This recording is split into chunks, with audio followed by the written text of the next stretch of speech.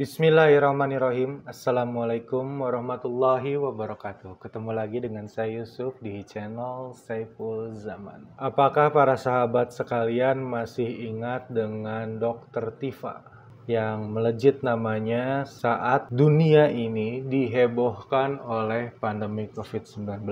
Dan salah satu pernyataan beliau yang pernah diangkat juga di channel Saiful Zaman adalah pada awal Januari 2021, di mana dirinya mengatakan kalau nanti di tahun 2021 itu akan terjadi lonjakan yang besar pada kasus COVID-19 dan kasus-kasus kematian akan terjadi banyak sekali. Heboh, dokter meninggal usai divaksin, Dr. Tifauzia nyindir lagi, .2. Kejadian serupa akan mewarnai 2021. Menanggapi kasus meninggalnya dokter tersebut, akademisi dan peneliti dari lembaga Ahlina Institute, Dr. Tifauzia Tiasuma kembali menyentil pemerintah. Kejadian seperti ini akan mewarnai hari-hari di tahun 2021. Kejadian ikutan pasca imunisasi akan dicatat dan dilaporkan, kata Dr. Tifa melalui akun Facebook Tifauzia Tiasuma. Dan benar kan, kalau nggak salah ingat intervalnya tuh antara bulan Mei sampai bulan Juli. Dan saat itu kasus kematian COVID-19 luar biasa besar sekali di Indonesia. Padahal kan mulai digalakan vaksin pertama. Dan setelah vaksin pertama tersebut malah naik dan akhirnya banyak kematian yang terjadi. Dan salah satu yang meninggal dunia di masa tersebut adalah ayah saya sendiri.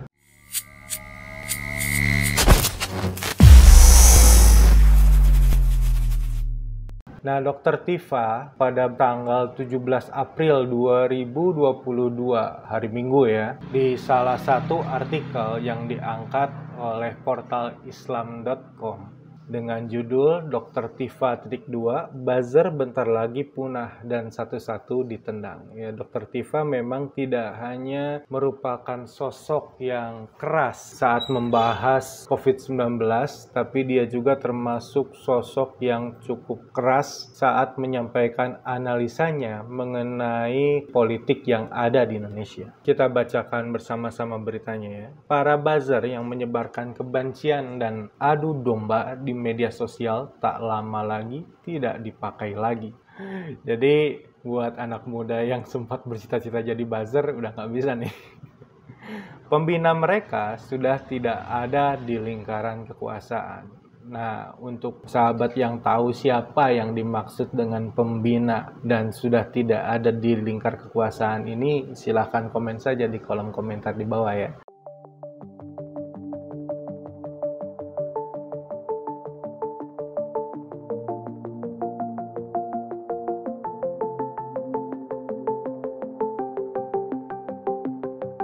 Nah, pada hari Sabtu 16 April 2022, Dr. Tifauzia Tiasuma di akun Twitternya @drtifa mengatakan masa depan buzzer tanda tanya bentar lagi punah kok satu-satu ditendang. Dia melanjutkan, Mahkamah Internasional sudah mention. Media US, Amerika maksudnya, terus Europe, Eropa, dan Australia sudah ramai berita tentang presiden pembohong dan penipu.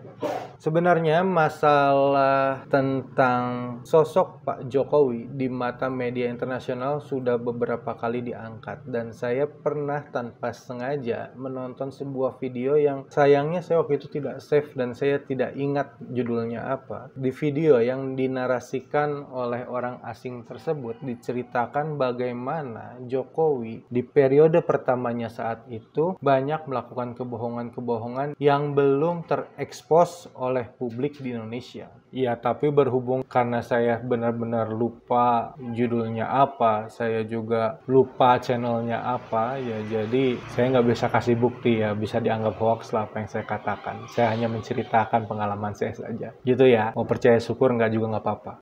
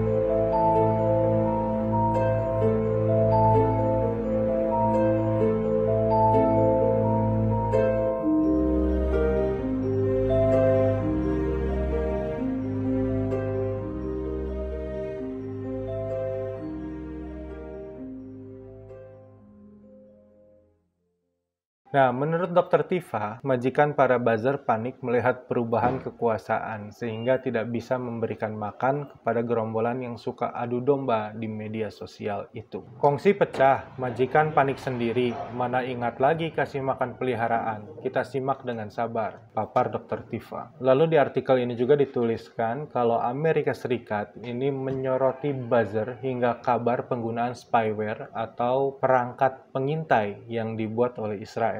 Menurut laporan Amerika Serikat ini, peretas atau hacker pendukung Presiden Jokowi sering melakukan doxing terhadap kelompok-kelompok penggiat HAM. Hacker sendiri mengganggu acara-acara online dan meretas akun-akun media sosial serta mengintimidasi pengkritik pemerintah. Mereka mengutip SafeNet dalam laporan 2020. Ada 147 serangan digital, kebanyakan terjadi saat Oktober, yakni selama marak demonstrasi terhadap Undang-Undang Omnibus Law Cipta Kerja. Ya, saya juga waktu masa-masa demonstrasi UU Ciptaker ini baru mendengar istilah doxing dari media-media di internet karena memang banyak sekali pendemo dan juga mahasiswa yang mengalami doxing saat itu. Amerika Serikat juga mengulas peretasan webinar ICW pada 17 Mei, panggilan nomor asing yang dialami pegawai ICW dan cyber harassment yang dialami mahasiswa Universitas Teknokra di Lampung bernama Khairul pada Juni 2021. Pada Juli 2021, anggota kelompok blok politik pelajar dituduh sebagai dalang demonstrasi Jokowi Endgame. Data pribadi mereka disebar secara online dan mereka menerima ancaman pembunuhan. Ya, ini adalah bahaya yang sangat besar dari doxing. LSM dan media melaporkan ada kelompok bayaran pasukan siber, biasa disebut buzzers, menggunakan bot dan akun media sosial palsu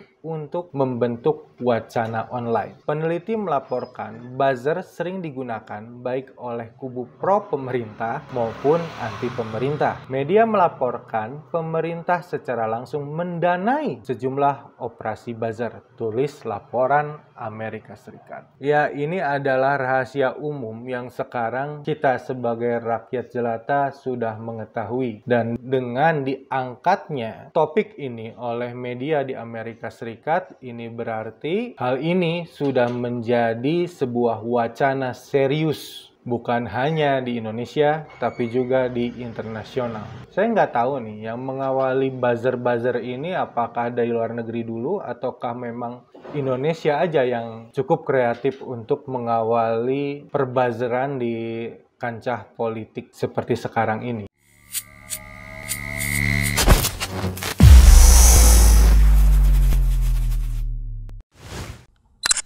Alhamdulillahirrabbilalamin, saat ini banyak sekali sahabat-sahabat dari Saiful Zaman Channel yang menjadi patron dari kegiatan ini, yang mendukung, yang mensupport dengan berbagai cara. Luar biasa, via WhatsApp, via grup, via media sosial lainnya. Bahkan tidak sedikit yang kemudian mendonasikan uangnya untuk perjuangan kami di medan dakwah ini. Ya, jelas hal ini sangat membantu keberlangsungan channel ini karena kebutuhan pun kemudian bertambah. Tidak bisa lagi ini dikerjakan oleh 1-2 orang. Kita harus merekrut lebih banyak orang. Dan itu jelas membutuhkan dana yang tidak kecil. Oleh karena itu, buat sahabat-sahabat semua yang terus mendukung kami, doakan juga kami untuk mampu istiqomah, untuk mampu terus menyuarakan dan menggemakan suara hati rakyat. Dan seperti biasa, bagi yang ingin membersamai kami dengan membantu operasional channel ini, sahabat bisa mendonasikannya ke nomor rekening yang ada di bawah sini.